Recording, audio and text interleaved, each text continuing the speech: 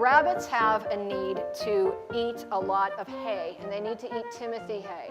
They need to have maybe 60 to 70% of their diet is timothy hay, and it's a lower protein, lower calcium hay. That's why we like that instead of alfalfa.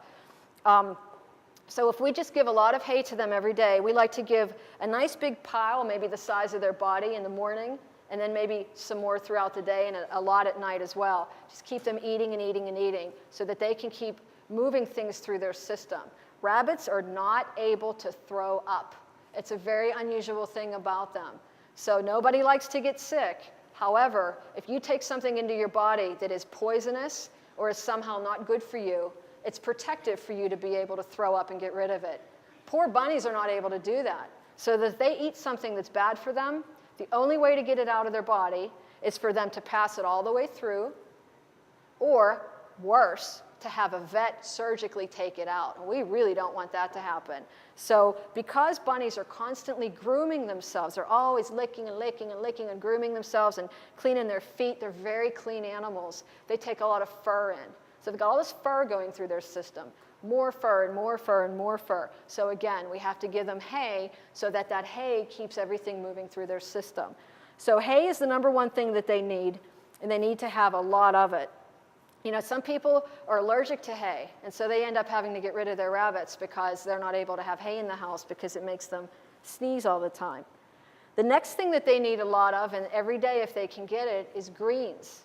Greens are just what it sounds like. It's greens. When you go to the grocery store and you see collard greens and red leaf lettuce and kale and parsley and basil and dandelion, oh my goodness, do rabbits love dandelion.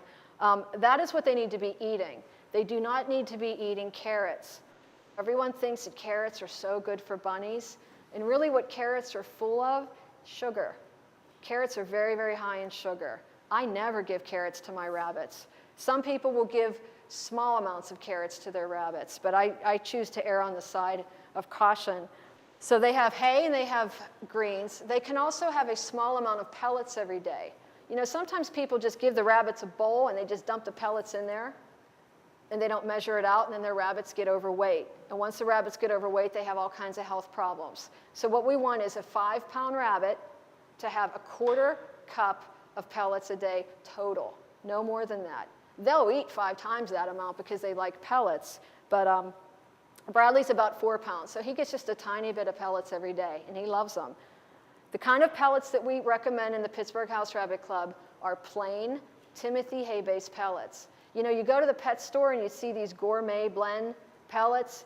I call it Lucky Charms. Who knows Lucky Charms cereal?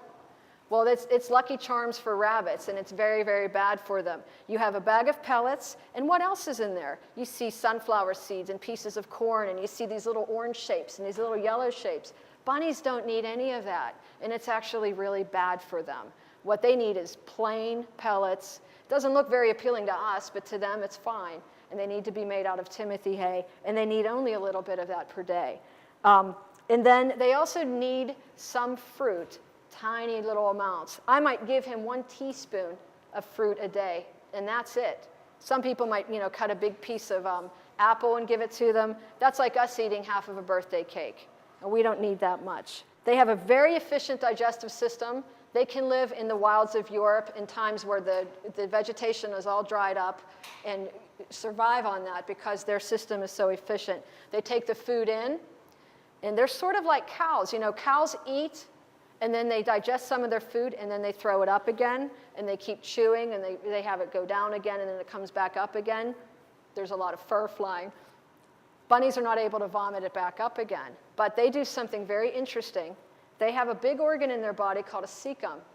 They take the food into their body, and the big pieces go right through and pass out the other end. Smaller pieces go into the cecum. And there's bacteria in there that break all the food down. And the bacteria does a really good job of that, pushes it through. They make something called cecotropes that they actually eat from their rear end. So you might think, what is my rabbit doing? It's actually eating food. It's not eating its own waste. And they chew it, and they digest that, and that's full of a bunch of vitamins. And it's very important for them to eat that every day. They eat that twice a day.